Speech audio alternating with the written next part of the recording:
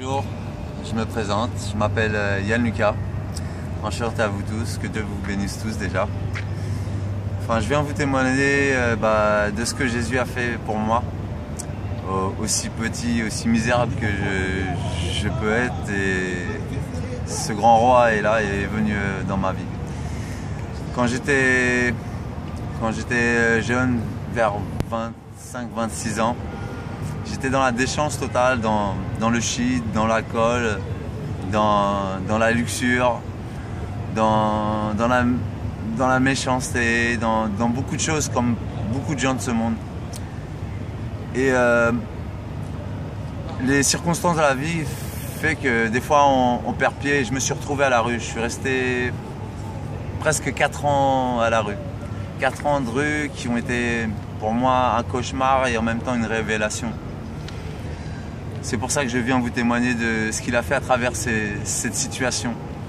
Cette situation pour moi était un cauchemar dans le sens où je n'avais pas de famille auprès de moi pour pouvoir me soutenir. J'avais 2 enfants que je ne voyais pas, que je ne pouvais ni chérir ni voir. Je n'avais pas d'amis pour même me soutenir ou m'encourager ou m'aider à sortir de cette situation.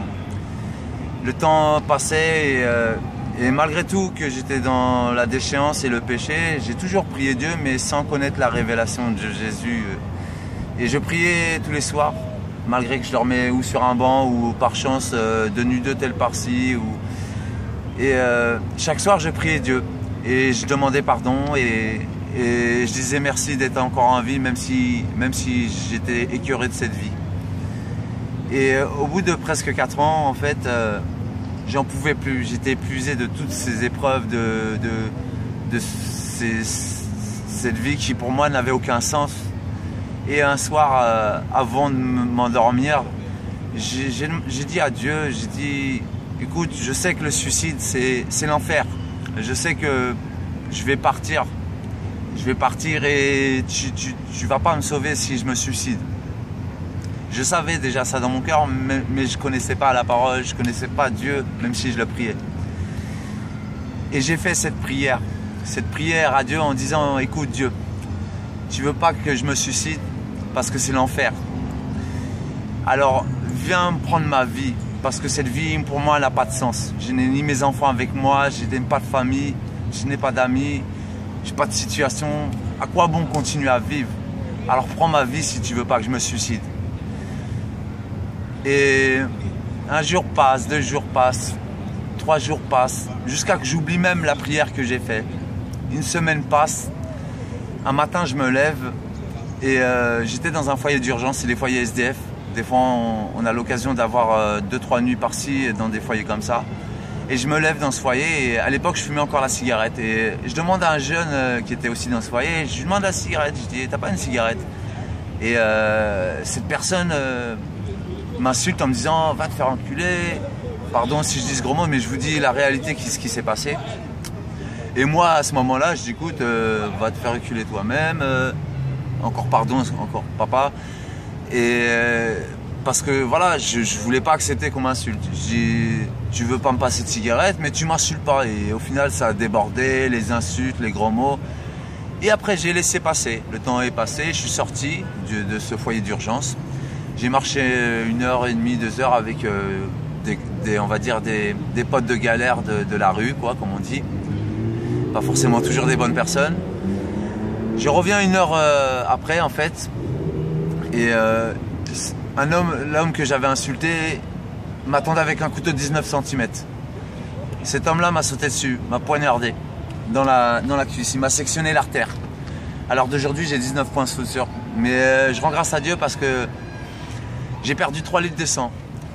Et au moment que mon cœur commençait à s'arrêter, parce que j'ai été réanimé 2 fois, au moment que mon cœur commençait à s'arrêter, j'ai commencé à réaliser la prière que j'avais fait 1 semaine auparavant, en demandant à papa de retirer ma vie parce que je ne voulais pas me suicider.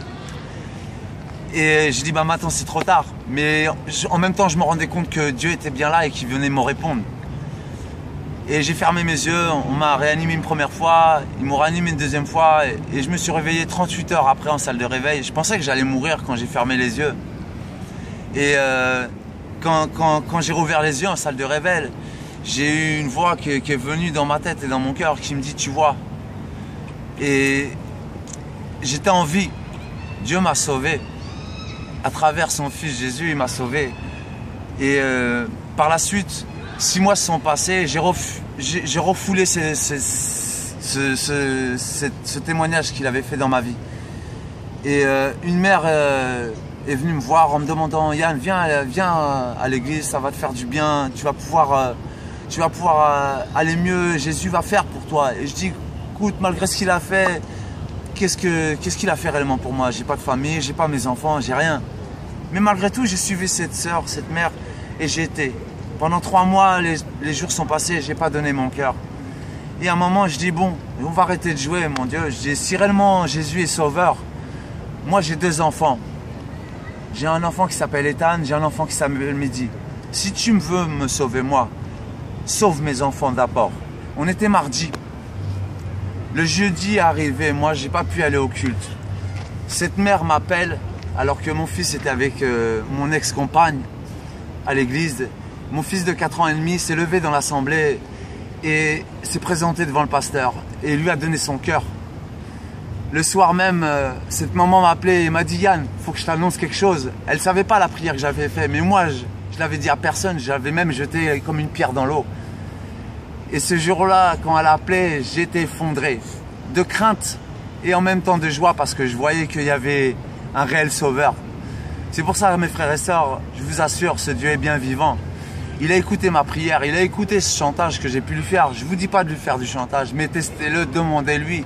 Si tu doutes de ma parole, essaye-le, ça ne te coûte rien. Ça ne te coûte rien. Si tu veux repartir en arrière, tu repars en arrière. Mais sincèrement, il écoute toutes vos prières, il écoute vos pleurs, il écoute vos souffrances, il écoute vos malheurs. Il sait vos erreurs et il ne va pas vous juger. Il veut juste que vous reveniez à lui.